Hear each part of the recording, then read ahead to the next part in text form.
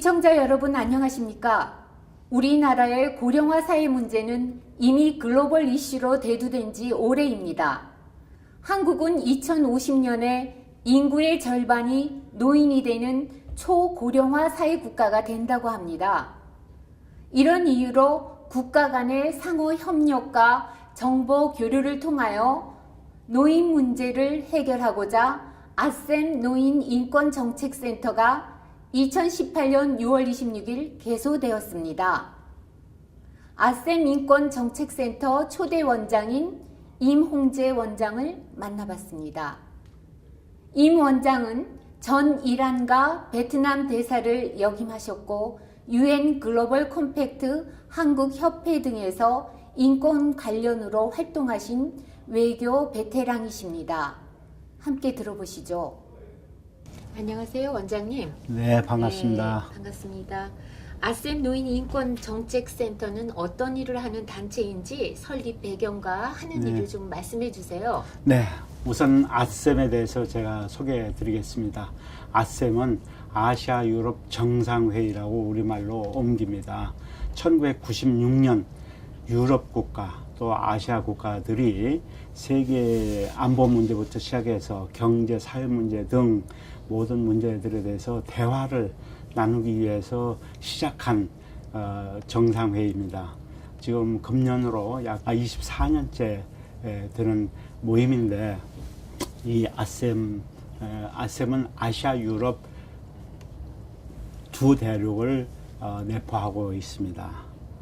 아셈 노인인권 정책센터의 설립 배경에 대해서 말씀드리면, 아시다시피 유럽은 전체 인구 중에 고령 인구가 인구 비율이 가장 높습니다. 그리고 아시아는 고령 인구의 숫자가 많은 지역입니다. 이 두 지역 가운데서 고령화 속도가 제일 빠른 것은 한국입니다. 이 고령화 과정에서 우리는 노인 자살률 1위, 노인 빈곤율 1위라는 이런 경험을 좀 겪고 있는데, 따라서 고령화 과정에서 제기되는 노인권 문제를 좀 더 효과적으로, 효율적으로, 선제적으로 대응할 필요가 있어서 아셈 노인권 정책센터의 설립 필요성에 대해서 2014년도에 저희가 제안을 했고, 2016년도에 아셈 정상들이 이를 승인했습니다. 그래서 2년간 준비를 거쳐서 국가인권위원회가 2018년도 6월 26일 우리 센터를 설립했습니다. 이제 설립된 지 약 한 7개월, 8개월 됐죠. 이 노인인권정책센터의 올해의 중점사항은 무엇인가요? 예, 저희는 본래 아셈 노인권 정책센터는 네 가지의 사업활동 분야를 가지고 있습니다. 우선은 정책을 개발하고, 둘째는 각국의 정책 관행을 공유하는 국제협력을 추진하고, 셋째는 노인들에 대한 인식 개선 및 노인인권 문제에 대해서 종사하는 모든 사람들에게 교육을 실시하는 그런 그 활동이 세 번째고, 네 번째는 역시 노인권 문제에 대해서 효과적으로 접근하려면 통계 등 구체적인 데이터가 있어야 됩니다. 그래서 이를 위해서 증거를 제시하기 위한 데이터 구축 등 4개의 사업 분야를 저희가 센터가 주로 수행할 사업 분야로 선정을 했습니다. 금년도에 저희가 한 4-5개 사업을 구성을 하고 있습니다. 첫째는 치매입니다.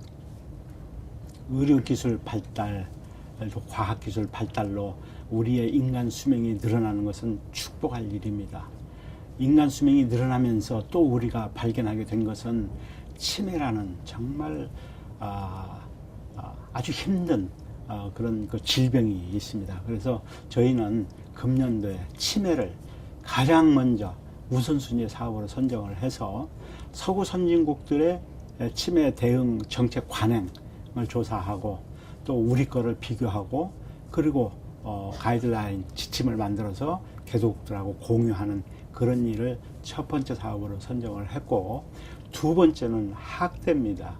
노인인권 하면은 항상 제기되는 것이 폭력, 학대, 방임, 차별 등 여러 가지 문제가 있지만 이 중에서 학대가 역시 매우 심각한 문제라고 사료되기 때문에 금년대 두 번째 사고로 저희가 학대를 선정을 했습니다.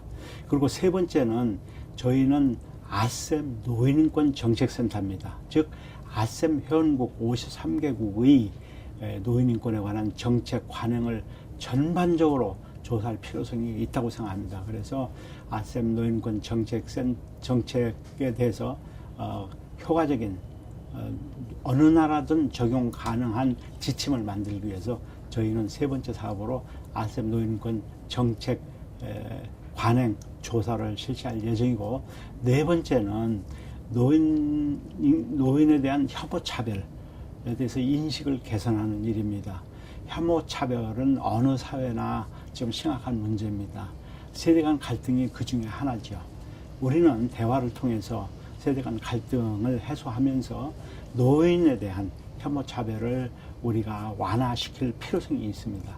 그래서 금년도에 저희는 지금 현재 구상 중에 있습니다만은 5월 29일에서 31일간 제주도에서 열리는 제주 포럼에 저희가 노인 혐오 차별 문제를 제기할 예정으로 지금 준비하고 있습니다. 그리고 마지막으로 저희가 이제 막 설립된 지 1천한 역사를 가지고 있습니다만은 앞으로 5년, 10년 중장기 계획을 저희가 구상을 할 예정입니다. 이렇게 함으로써 우리가 노인인권 보호 증진에 있어서 나아갈 방향, 철학을 구체적으로 정해서 우리 회원국들과의 협력을 추진할 예정입니다. 주 이란 대사와 주 베트남 대사를 역임한 것으로 아는데요. 다른 나라의 노인 정책은 어떠한지 설명 좀 해주세요. 네, 저는 이란 대사는 2005년에서 7년까지 약 13, 14년 전에 대사로 근무를 했고, 베트남 대사는 2007년에서 10년까지 약 8년 전에 제가 마지막으로 대사직을 베트남에서 마쳤습니다. 제가 근무할 당시에 이 두 나라는 젊음의 나라입니다. 즉 인구가 급속도로 증가하는 그런 축복을 받은 나라들이죠. 특히 이란도 제가 처음에 부임했을 당시에 약 7,200만의 인구였는데 지금은 8천만이 넘죠. 베트남은 제가 부임했을 때 8,400만의 나라였는데 지금은 곧 1억을 돌파하는 그런 인구 대국이 됩니다. 따라서 젊은 이들이 대부분을 차지하는 60%, 65%를 차지하는 나라들이기 때문에 인구 고령화가 당시에는 심각하지 않았습니다. 그러나 최근에 이런 나라들에 있어서도 인구 고령화가 아주 급속도로 진행되어서 인구 고령화는 심각한 문제로 인식이 되고 있습니다. 아마 조만간 이 나라들도 우리처럼 인구 고령화에 따른 그러한 여러 가지 정책 관행을 대대적으로 시행할 것으로 사료가 됩니다. 국가 간의 상호 협력과 정보 교류를 위해 하는 일은 어떤 것들이 있는지요? 네, 저희 아셈 노인권 정책센터는 금년부터 시작해서 아셈 53개국 간 노인인권 정책에 대해서 교류와 협력을 본격적으로 추진해 나갈 예정입니다. 예를 들어서 내년도에 아셈 차원의 인권 세미나를 저희가 한국에 유치할 예정입니다. 아셈 53개 국가의 노인인권 정책 실무자들을 저희가 초청해서 우선 우리의 정책과 관행을 소개도 하지만 53개국 간 실무자 간 네트워킹을 구축해 줌으로써 우리가 고령화 문제에 대해서 아주 효과적으로 그리고 중장기적으로 대응해 나갈 수 있도록 인적 기반을 구축할 예정입니다. 두 번째는 아세안 회원국들이 고령화 문제에 대해서 관심을 갖기 시작하면서 금년도 태국이 아세안 의장국으로서 고령화 문제를 처음으로 의장국 사업으로서 제기를 했습니다. 액티브 에이징, 즉 활동하는 노년이라는 이러한 주제를 가지고 고령화 문제를 접근하고 있는데, 이것은 어느 나라나 다 적용되는 아주 중요한 문제 중에 하나입니다. 특히 노년에 이르면 건강한 노년, healthy aging이라고 합니다만은, 건강한 노년과 또 활동하는 노년, active aging, 이 둘이 노년 생활에 있어서 아주 중요한 분야인데, 태국이 액티브 에이징을 제기하고 나서서 우리는 이를 적극 도우면서 아셈 53개국의 중요한 정책 관행을 우리가 파악도 하고, 또 아세안 국가들과 공유를 함으로써 그들 국가들이 고령화 문제에 대해서 미리 선제적으로 대응할 수 있도록 도울 예정입니다. 또 한편 금년도에도 저희가 아셈 노인인권 컨퍼런스를 개최할 예정입니다. 지금 5년째 저희는 아셈 차원에서 노인인권 컨퍼런스를 개최를 해왔습니다만은, 금년도는 아마 7월 초로 예정이 됩니다. 아셈 국가들의 인권 고위 인사들 또는 인권 고위 실무 책임자들이 다수 참가하는 그런 회의입니다. 이 회의를 통해서 우리는 이미 장기 요양이라든지 완화 치료라든지 또 노인 차별 문제, 연령 차별 문제를 이미 다뤘습니다. 금년도에도 우리는 노년에 이르러서 lifelong education은 교육 문제, 그 다음에 디지털 시대를 맞아서 노인들이 디지털 시대에 적응해 나갈 수 있도록 돕는 역할, 또 로봇 신기술이 등장함으로써 노인 인권에 미치는 영향이 매우 큽니다. 그래서 금년도에 이런 문제를 아셈 53개국들이 모여서 본격적으로 논의할 예정입니다. 마지막으로요. 네. 임 원장님이 생각하는 노인들의 사회적 역할은 뭐라고 생각하십니까? 궁극적으로요. 네, 우선은 저희 센터가 해야 될 일 중에 또 하나를 좀 언급하고, 그리고 질문에 네. 답을 하겠습니다. 우선 아셈 노인인권 정책센터는 아셈 53개국 간 고령화 시대를 맞아서 제기되는 노인권의 보호 및 증진을 주요 목표로 삼고, 53개국의 허브 중심으로서 역할을 할 예정입니다. 우리는 이런 역할을 통해서 사회적 약자의 한 부류인 노인들의 인권의 보호 증진을 통해서 우리가 국제사회에 실질적으로 도움을 주는 그런 역할을 하고 싶습니다. 북구 제국들은 인권 문제나 개발 문제에 대해서 아주 일찍부터 좋은 역할을 많이 했기 때문에 유엔에서 이런 나라들은 유엔의 선량한 시민이다 이렇게 칭송을 받고 있는데, 저희는 이 아셈 노인인권 정책센터 활동을 통해서 우리가 10년, 20년 후에 국제사회에 고령화 문제를 대응하고, 이 과정에서 제기되는 노인 문제에 대해서 대응을 함으로써 국제사회에 좋은 그런 도움을 주고 싶습니다. 이제 노인은 사회적으로 내가 나이가 들었기 때문에 난 일을 다 마쳤다. 50을 넘으면 우리가 노인이라고 그러고, 유엔은 노인을 60으로 보고 있습니다.